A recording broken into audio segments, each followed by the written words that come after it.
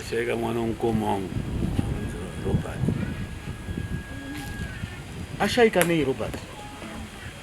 Mwaura nzini ndi stroke. Ndakataita. Ndina namubhendo iko akaenda ndadzimbira mwana wangu musikana namai guru wangu nemuroro wangu mukoma wangu mudiki.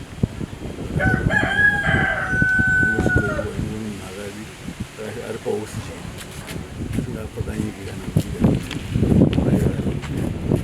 nezuro mazoro doko rakafonera amai akanga ari kuchipatara vakazotaura kuti Robert hamusisi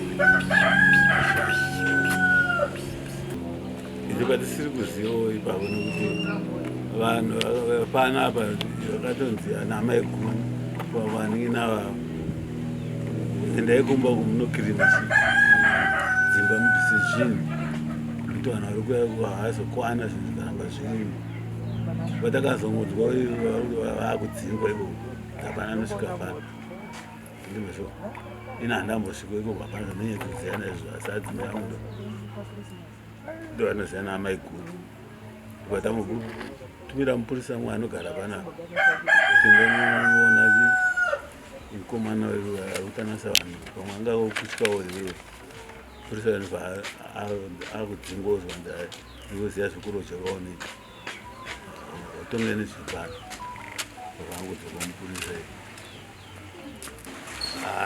chikodzera iwe Ngoni ari kudzinga vanhu achiti kudii kumba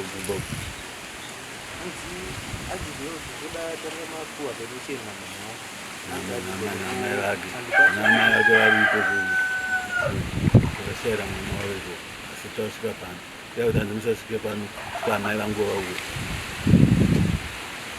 Pakurarama kwenyu nemhuri yenyu sevana, Ngoni munhu akadzikama here papfungwa dzake? Zvekudzikama pfungwa kwete. Tingamutorere semunhu anorwara nepfungwa? Arifanira kutorwa kusaidhiro nokuti anoita zvachina kuna munhu anoita zvakadaro ane pfungwa chaidzo chaidzo. Vangoisa kuva kusaidhiro varwere nokuti apo patakazotsokana mushe. Iye Ashayika naNgoni vese vanga vachigara pamusha paamai? Hai, uyo anga achigara ndanga achigara kupi zingi Robert?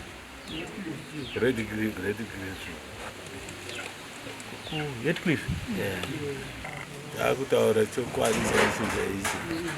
Nhamo yanzi vanhu zvavari kudzingwa vafanobata maoko vari kuno.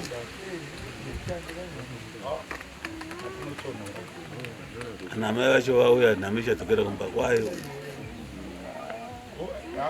Ndimanzwisisa. Panohwanda kubata maoko kuti vari kutadza kusvika nenzira mukomana iyi.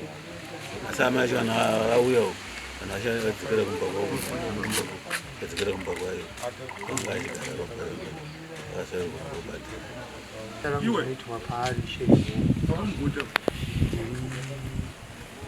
uyu Ashaya ngati mwana ndakarura mwana wehanzvadzi yamai vake.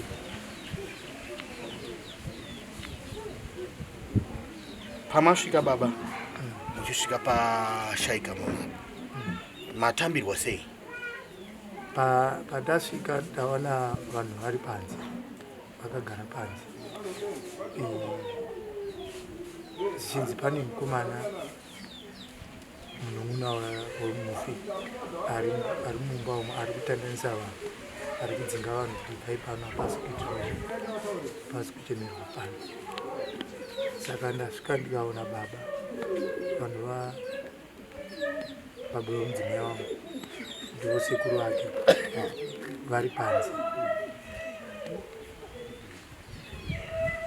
vakatopaka mota vachitoti mukomana uyu pavasvikawo iye atizi akapinda mukicheni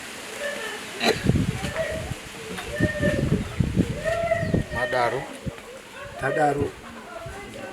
Saka ndokubva ndasvika ndikagara panze pasi pasvika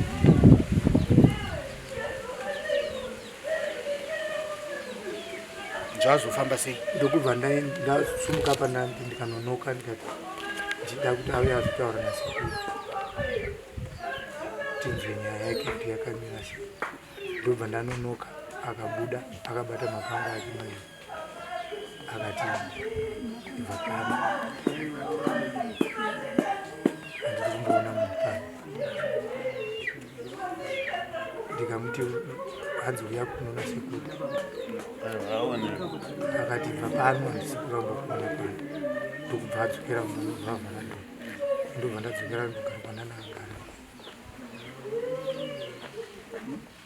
Ndokubva avhura ndofuti zvakare ndobva andiinga pandakagara ikati ibvai pano, ati handisi kuda kuona uri pano.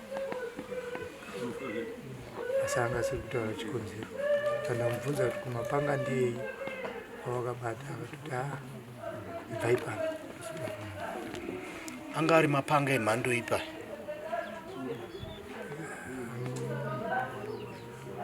Emabhucha ede makicheni? Emabhucha maviri